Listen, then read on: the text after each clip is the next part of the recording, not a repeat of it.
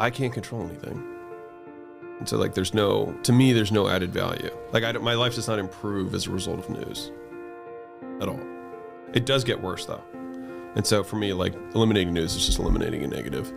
It's like, do I want to have cortisol today? Sure, let me check the news. Like, I could go for more stress. Do you want some stress? Let's go check the news. Because like, I think, I can't remember where I heard this quote, but it was, the job of the news is to make everyone's problem your problem. And so I have this, it's on my phone, but a journalist made this thing of like what makes something newsworthy. And so it's basically ways that they try and manipulate news in order to make it more interesting.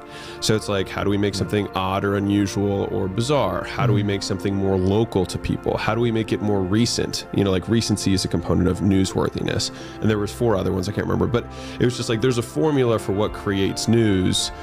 And I don't want to be the product for news, because news is what a lot of people don't know is like news stations are private. So like they're just like HBO.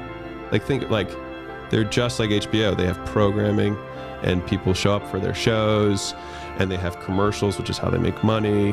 And so like their intention is to keep attention, not to, disseminate truth, right? That's not the goal, because the thing is like the really true stuff is not interesting and will fail compared to a sensationalized news. Like it's just dollars and cents. So they have to make it, and that's just the nature of the business, and I understand that.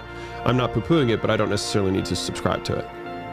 You know what I mean? Like people want to give their attention to it. So then there will be somebody who will sell those eyeballs to advertisers. But their intention is not to educate me. Their intention is to make the world's problems my problem. And I have enough problems, and so I don't need to add more that are irrelevant to me.